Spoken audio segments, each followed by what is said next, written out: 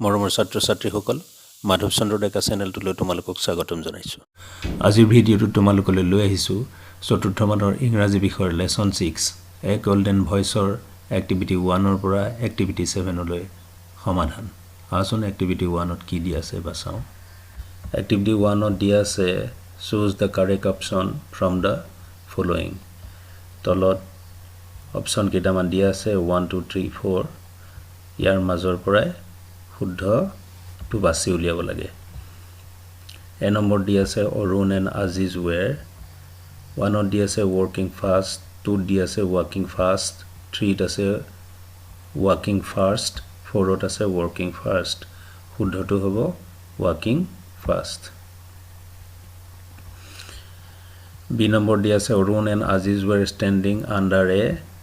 1ত দি আছে big and small tree, 2ত দি আছে টল ট্ৰী, 3ত দি আছে বিগ এণ্ড টল ট্ৰী, 4ত আছে বিগ ট্ৰী। আনচাৰটো হ'ব বিগ এণ্ড টল ট্ৰী। চিত আছে Aziz father was worried because.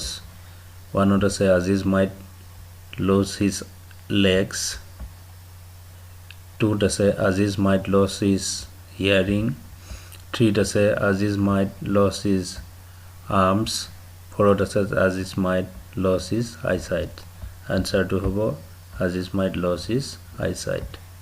ডিত দি আছে the music teacher told Aziz to. 1ত আছে ষ্টাডি এভৰি ডে, 2ত আছে ৱাক এভৰি ডে, 3ত আছে প্ৰেক্টাইজ এভৰি ডে, 4ত আছে play the tabla every day. আনচাৰটো হ'ব practise every day. 2 number activity দিয়া আছে write the answers to the following questions. তলৰ প্ৰশ্নবিলাকৰ উত্তৰ দিবলৈ দিয়া হৈছে। ইয়াত আছে where Arun and Aziz coming from. অৰুণ আৰু আজিজ ক'ৰ পৰা আহি আছিল। আনচাৰটো হ'ব Arun and Aziz were coming from Banajit's birthday celebration. অৰুণ আৰু আজিজ বনজিতৰ জন্মদিন উদযাপনৰ পৰা আহি আছিল। বি নম্বৰত আছে what was Arun afraid of. অৰুণে কিহলৈ ভয় কৰে। এনচাৰটো হ'ব Arun was afraid of thunder and lightning. অৰুণে বজ্ৰপাত আৰু ঢেৰেকনিলৈ ভয় কৰিছিল। চি নম্বৰ প্ৰশ্ন আছে what was Aziz worried about. আজিজে কি বিষয়ে চিন্তা কৰিছিল। আনচাৰ হ'ব Aziz was worried about his absence from school for many days. আজিজে চিন্তা কৰিছিল বহুদিনৰ কাৰণে সি স্কুল ক্ষতি কৰিব লাগিব এই বিষয়ত।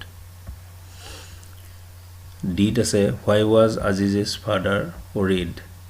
আজিজৰ দেউতাকে কিয় চিন্তা কৰিছিল। আনচাৰ হ'ব Aziz's father was worried that Aziz might lose his eyesight. আজিজৰ দেউতাকে চিন্তা কৰিছিল কাৰণ আজিজে তাৰ দৃষ্টিশক্তি হেৰুৱাই পেলাবলগীয়া হ'ব পাৰে। 3 নম্বৰ এক্টিভিটি আছে let's read some words that are related to the weather. Can you add some more. কৈছে আহাচোন আমি বতৰৰ লগত জড়িত শব্দ কেইটামান পঢ়োঁ। তুমি কেইটামান সংযোগ কৰিব পাৰিবানে। ইয়াত দিয়া আছে ৱেডাৰ, এই বাবুলটোত দিয়া আছে ৱেডাৰ। ৱেডাৰ মানে বতৰ, বতৰৰ লগত জড়িত। ক্লাউডি, ক্লাউডি মানে ডাৱৰীয়া। ৰেইনি বৰষুণীয়া। ছানি, ছানি মানে ৰ'দ দি থকা, ৰ'দ ওলোৱা বতৰ, ৰ'দালি বতৰ। ফগ, এতিয়া আমি সংযোগ কৰিছোঁ ফগ, ফগ মানে কুঁৱলী। তাৰপিছত ইয়াত দিয়া আছে ঠাণ্ডাৰ, ঠাণ্ডাৰ মানে ঢেৰেকনি। ষ্টৰ্ম, ষ্টৰ্ম মানে ধুমুহা, এইটো আমি সংযোগ কৰিছোঁ। লাইটনিং, লাইটনিং মানে আমি যিটো বজ্ৰপাত বুলি কওঁ। তাৰপিছত উইণ্ড, এইটো আমি সংযোগ কৰিছোঁ। উইণ্ড মানে বতাহ, এইটো তোমালোকে উইণ্ডিও দিব পাৰা। উইণ্ডি মানে বতাহ থকা বতৰ। তেনেকৈ এইটো ষ্টৰ্মিও দিব পাৰা, মানে ধুমুহা বতৰ, ধুমুহা থকা বতৰ। 4 নম্বৰ দিয়া আছে work in pairs, ask your friend to read and send.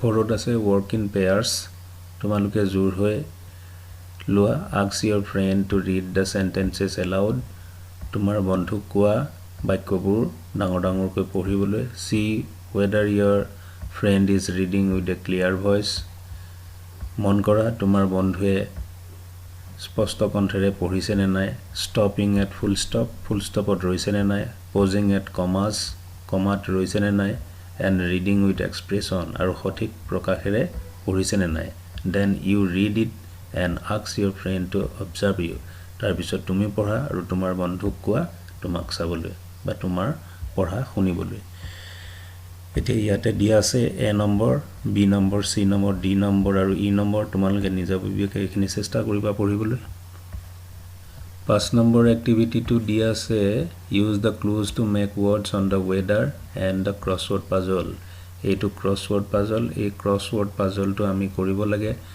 আৰু এই crossword puzzleটো বতৰৰ ওপৰত ভিত্তি কৰি হোৱা শব্দৰে সম্পূৰ্ণ কৰিব লাগিব ইয়াতে clue দিয়া আছে across দিয়া আছে air that moves quickly খৰকৈ গতি কৰা বতাহ আমি ইয়াত উলিয়াব লাগিব পঠালিয়ে 1 নম্বৰৰ পৰা এটো হ'ব তেনেকৈ 3 নম্বৰত আছে water that falls from the sky in drops টুপালকৈ আকাশৰ পৰা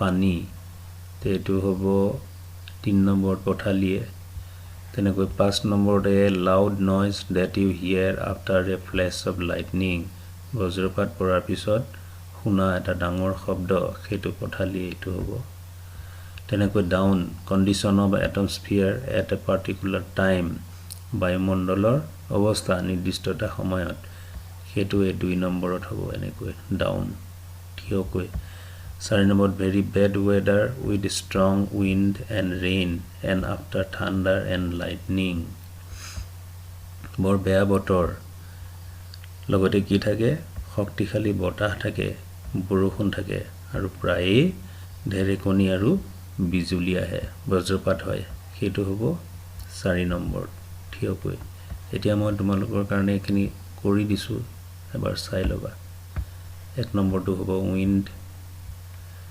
তেনেকৈ পঠালিয়ে 3 নম্বৰ হ'ব rain পঠালিয়ে 5 নম্বৰ হ'ব thunder আৰু থিয়কৈ 2 নম্বৰ হ'ব weather আৰু 4 নম্বৰ হ'ব storm এতিয়া আমি 6 নম্বৰ এক্টিভিটিটো চাম fill in the missing letters to form words related to weather the first one is done for you প্ৰথমটো তোমালোকৰ কাৰণে কৰি দিয়া হৈছে এটো sunny আৰু বাকি আমি নিজাববীয়াকৈ কৰিব লাগিব মই তোমালোকৰ কাৰণে কৰি দিছো চাই লোৱা এবাৰ b2 windy হ'ব c হ'ব rainy d হ'ব stormy আৰু e হ'ব cloudy এতিয়া এটা কথা মন কৰিছানে কৈছে যে প্ৰশ্ন what did you notice তোমালোকে কি মন কৰিলা all the words end with গুটেই কেটা শব্দ কিহেৰে শেষ হৈছে y গতিকে এখিনি তোমালোকে y লিখিবা এতিয়া 7 নম্বৰ প্ৰশ্নটো দিয়া আছে look at the picture below and read about a sunny day এটা ৰদালি দিন ৰদ থকা দিন সেই বিষয়ে তলৰ ছবিটো দিয়া আছে আৰু হেতু এটা দফা লিখি দিয়া আছে এই দফাটো আমি পঢ়িব লাগে it is a sunny day the sun is shining brightly birds and butterflies are flying they are happy it is also hot two boys are sitting under the shade of a tree the clothes in the clothes line are dry some people are swimming in the pond ইয়াৰ পিছত দিয়া আছে here is a picture of a rainy day এটা বৰষুণীয়া দিনৰ ছবি এটা দিয়া আছে কোৱা হৈছে write a few sentences about a rainy day using some of the words from the box below এতিয়া বাক্যটোত কেইটামান শব্দ দিয়া আছে আৰু এই শব্দ কেইটা সংযোগ কৰি কেইটামান বাক্য লিখিবলৈ দিয়া হৈছে মই তোমালোকৰ কাৰণে বাক্য কেইটা লিখি দিছো চাই লোৱাচোন a rainy and windy day often starts with a cloudy sky in rainy days the ground becomes muddy heavy rain makes the air cool and the surroundings damp and wet তোমালোকলৈ ইমানখিনিকে লৈ আহিলো পাছৰ ভিডিঅ'কেইটা চাই থাকিবা পাছৰ ভিডিঅ'কেইটাত মই এই পাঠটোৰ অন্যান্য এক্টিভিটিসমূহ সোনকালে লৈ আহিম আশা কৰোঁ তোমালোকে চেনেলটি শ্বেয়াৰ কৰিবা আৰু ছাবস্ক্ৰাইব কৰিবা